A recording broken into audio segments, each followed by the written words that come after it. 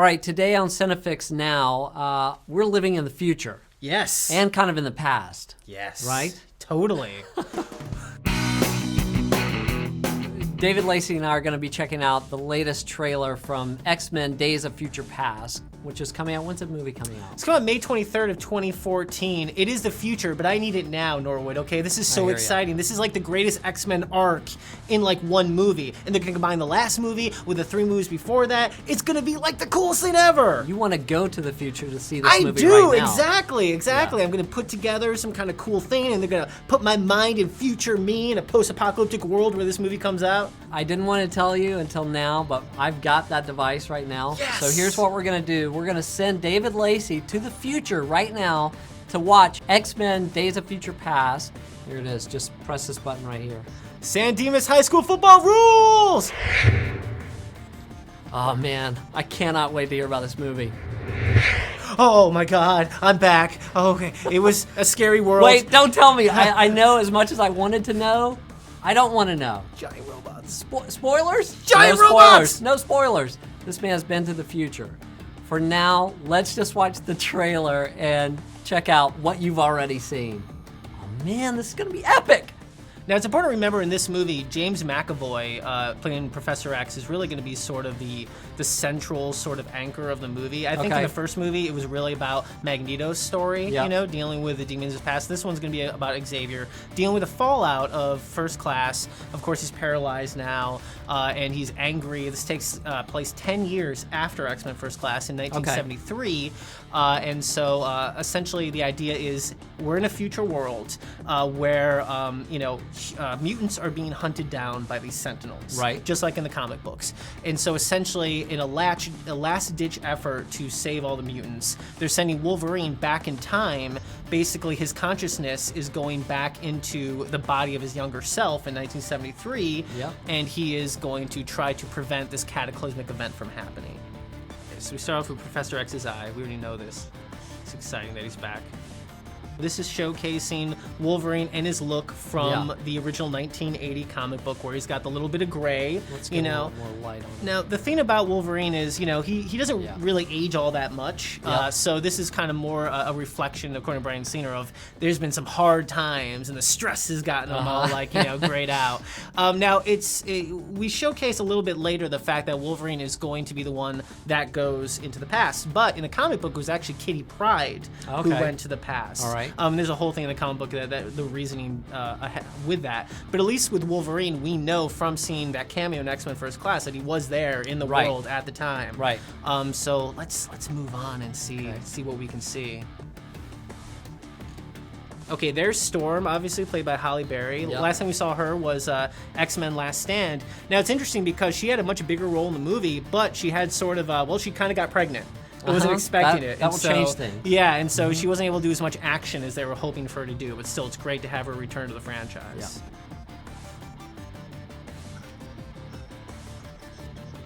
All right. There we go. Okay, here's Iceman. Shawn Ashmore is back, reprised his role as Iceman. And of course, here's Ellen Page as Kitty Pryde, who's also essential to this storyline. According to Brian Singer, they are a couple in this movie, so that'll be interesting because that was sort of the love triangle they built in the last few ones with a Rogue, of course, who'll be coming up next. Anna Paquin, now Miss Trueblood, back as Rogue. I love her in this role. Isn't she great? I love her in this role. She was the real sort of, she was the person we really followed in the first movie. You know? She was the one that was sort of the... That's right. You're right. Yeah, I mean, she was that one that you really were like, oh, I get it. It's all through her eyes. Yeah. And I just love that she's back. No doubt. Now, what's interesting is in the comic book, Days of Future Past, in this like post-apocalyptic future, Storm is still alive, Wolverine's still alive, but and Magneto's still alive, but Iceman's dead. Oh, really? Rogue is dead, and also so is Professor X. So they had to change some stuff, obviously, for the movie, which makes sense. Right.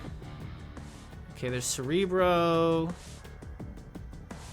Okay, there's Iceman and Magneto. Okay, this is Bishop. Now, this is what's exciting for everybody. They put this shot in purely for fanboys like me who grew up in the 90s who were like, oh my God, they put Bishop in the movie. He's this badass future X-Men who comes out of a time portal. Yeah. He was basically part of like this Xavier security team in the future. Wow. He's a total badass. He's super cool. Carrying. Exactly. What is that thing? I don't know. It's some kind of crazy blaster, right? Yeah. But it's a really big deal for fans to have him in here. He's a really cool X-Men of the 90s. He's still in the comic books today. People love him. So it's really exciting. And this is the actor Omar Sy who plays him. So that's really exciting. Then we got Sunspot here. That's the actor from The Following. Okay. He's this really cool character that can essentially absorb solar radiation and fire it back at people. So he's a really cool character that is from the New Mutants. Okay. And has been in X-Men, on and off. So it's cool to bring him in.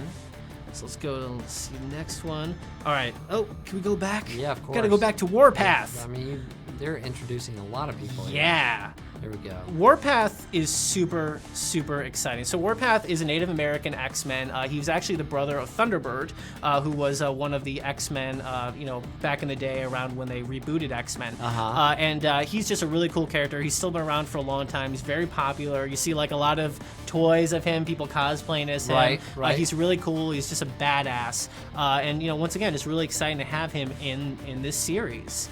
And then the next character that's really cool is Blink. Now, she's definitely a fan favorite for a lot of people. She has cool teleportation powers. It's probably the reason why they decided that they didn't need Nightcrawler, is because she also has teleportation powers. But the thing is, she's kind of messed up because for a long time in the comics, she couldn't really control her teleportation. So sometimes, like, it would just be a teleportation blast wave that would basically shred everything around her. Wow. Things would, basically objects would become, like, half teleported, and things would just get destroyed. And so, she's actually a powerful and dangerous mutant because she can essentially, if she wanted to, she could teleport your head and leave the rest of your body here. Right. And so she's really cool, and she can also teleport giant masses of people. And I don't know, I'm really excited to see what they do with that character. And the actress is Fan Bingbing. So here we go. What do we got next? Looks like they're hiding out in Tibet. Maybe, sort of, something like that. Of course, you get Storm, Wolverine, Professor X, Magneto, they're all together. We also get to see Professor X's cool new wheelchair. Yeah. One that is, basically hovering, just like in the comic book. So that's really sweet. Now, also, fun fact, if you read X-Men, if you read the comic book, Days of Future Past, Professor X is dead, and in a turn of irony, Magneto is paralyzed. Really? And he's in a wheelchair, just like Professor X. Know what's going on there. There's so many characters. I know. It's going to be so good. How long is this movie going to be? It's got to be like a 5-hour movie. Oh, it's going to be at least 2 hours, like without a doubt. Probably 2.5, I would assume. Okay, so here he goes. So he basically is saying, we're gonna, you're gonna send me back in time. Yeah. And he's like, you gotta find me, and you gotta understand I was an angry dude. Here he is walking into Cerebro. It's been a long time since he's been there. I just like all these great actors together. Of course, Michael Fassbender as Magneto. I mean, like, it's amazing to see these guys. They pick these guys who are really good actors to play these guys who are amazing actors. And it's going to be great to be able to actually do the comparison of, is Michael Fassbender really, really as worthy to be Ian McKellen's character, basically? Because you're going to see them both in the same movie. Right. Which is really exciting. And we get to learn more about what Magneto's doing. Mystique, of course, is here. And things aren't probably very well at home right now. We don't know, She went with Magneto and the other evil mutants at the end of First Class, so we'll have to see what happens here.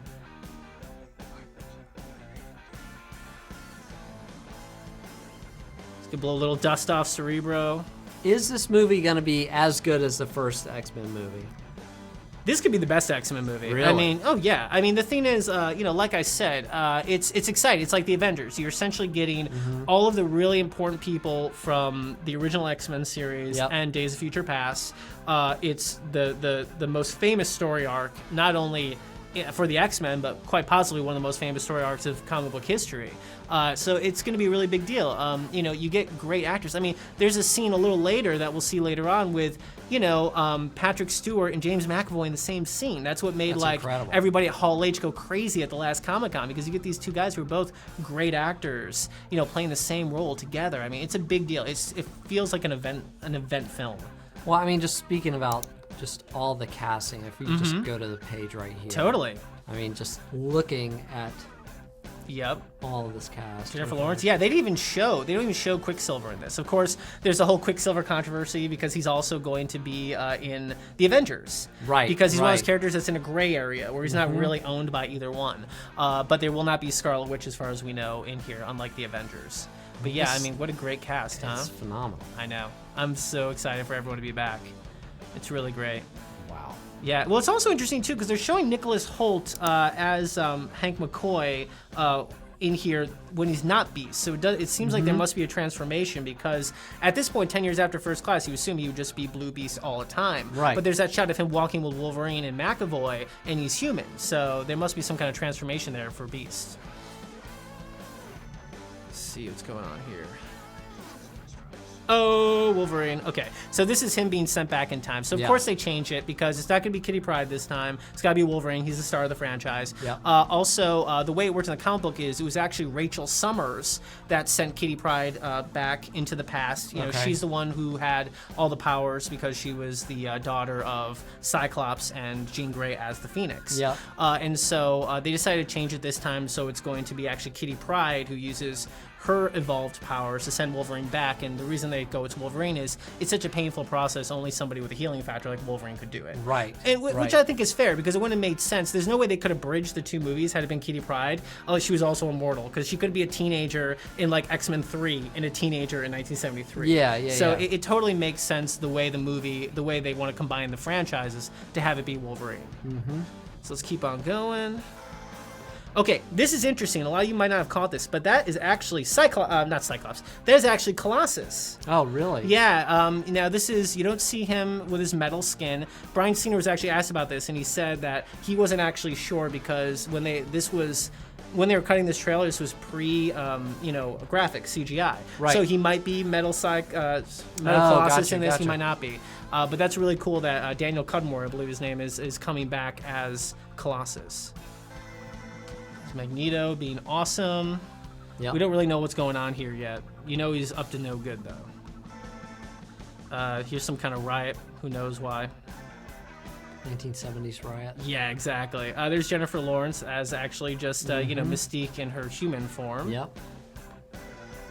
Okay, now this is probably going to go into the overall plan of the Brotherhood of Evil Mutants. Like I said before, it was to assassinate the senator in the comic books. Maybe this has to do with the president this time. We're not really sure. Looks like it, yeah. But the point of the comic books is the Brotherhood of Evil Mutants, they assassinated the senator, which basically led to anti-mutant hysteria that led to the building of the Sentinels, which led to the Sentinels hunting down all the mutants, which led to mutants either being destroyed or basically turned into slaves in concentration camps. Right. And that's what the comic book's about. I just want to see this crowd again. Yeah. See if we see like anybody holding like some banner. I love seeing like this guy with his old like Super 8 camera. Totally. This might just be a power display from Magneto. It's really hard to tell what this is going to be. Oh, he's making all those. Yeah, he might be pulling move those away, things, yeah. exactly. And that might be part of that scene where he's actually pulling Mystique towards him, which will show a little later. So this is obviously Wolverine, who, I mean, Hugh Jackman, I guess, is in good shape, He's essentially taking down some goons, it looks like. Now, what's really interesting is in the next shot, is the next shot when they show him stab the guy, or is it not? Let's see. Either way, let's find out. No, it's not. Okay, this is all a bunch of stuff. This is Cerebro being destroyed. We're not really sure what's going on here. Yeah. Okay, this is Rogue, Iceman, and Magneto all in the future, running from something, probably Sentinel. It's great, because in the original X-Men Days of Future Past, in the future, like, not only are most of the X-Men dead, but as they're trying to, get this job done in the past, they're all also dying. Like, so it's a pretty, like, hardcore comic book. That's why it's so popular. It's only 2 issues, too, but it's super iconic. There's Nixon. There's Mystique, as we said before, turns into the director of photography. Now, this is Beast having a disagreement with Magneto and drowning him. Whoa. And the makeup looks great, doesn't it? Yeah, it looks phenomenal. Okay, so here's Peter Dinklage, who's the guy who creates the Sentinels. So that's going to be, he's just a great actor. Do you watch Game of Thrones? I do, yeah. He's amazing, right? He really is. Totally spectacular. There's Storm doing her Storm thing. Okay, so she's not pregnant there when she's. Oh, she might. She might be. She found out she was pregnant. I'm not sure how far along she was when she actually shot the scenes. But she actually didn't spend as much time on the set as everyone else. And here's Mystique, like, fighting some people. Oh, there was Blink for a second. Oh, man. And here's Wolverine. Now, this is what I want to show you. Now, what's interesting about this is this movie's based in 1973 in the past. This is pre-Weapon X, so he actually has his bone claws. Oh, wow. Which okay. it's funny because can I say spoiler from X-Men from the last Wolverine movie, The Wolverine? Did you see it? Yeah. Can I spoil it? Okay, for everyone? Okay. So if you didn't see it, sorry guys, but basically in the movie, he essentially loses his adamantium claws. He has bone claws, which I thought was like a pretty bold move, but it actually makes sense if you think about this. He's gonna have his bone claws in the past, so that way it's like not too weird for him all of a sudden to have, you know, back to metal. So that's what's really interesting about this, is we're gonna see him with bone claws stabbing a bunch of dudes. And we don't even know how he's really pulling her towards him unless she's got like metal on her body that we can't see. Yeah, but he's pulling her towards him. We don't know what the scenario that is. Oh, there's Magneto again. There's James McAvoy yelling. Okay. And of course, then the iconic scene of the two of them together, right? Yeah. Great, right? Two great actors playing a great role. Can't wait. It's gonna be a great movie. There's no way it can't be. Bryan Singer is a great director. He's had some movies that aren't stupendous, but he can do X-Men right. There's no doubt. I mean, James McAvoy, I know everyone loves Michael Fassbender, but for me, James McAvoy was my favorite thing in X-Men First Class. I thought he was stupendous. I think it's tough to fill the shoes of somebody like Patrick Stewart, who's so iconic, who's such a great actor. Absolutely. I just think this movie's gonna be stupendous. I don't know if it'll make Avengers money, but I think it'll do very, very well for them. Yeah. It's gonna be great. You ready for this? Let's find out. All right, Lacey, well, you've gotten me totally pumped to see this movie, and in fact, I want to go forward in time and see it. So can you hook me up? Let's do it. Okay, are you ready? I'm ready. Awesome! I have sent him into the future so we can check out the new X-Men. Oh God. I just sent him to the premiere of X-Men Last Stand. Oh, he's gonna hate me so much. Either way, guys, what are you most excited about for the new X-Men movie? Let us know in the comments down below. I'm Dave from Geek World. Have a good day. Ladies, children, cheer. Some people call me a terrorist. I consider myself a teacher. Lesson number 1. Heroes. There's no such thing.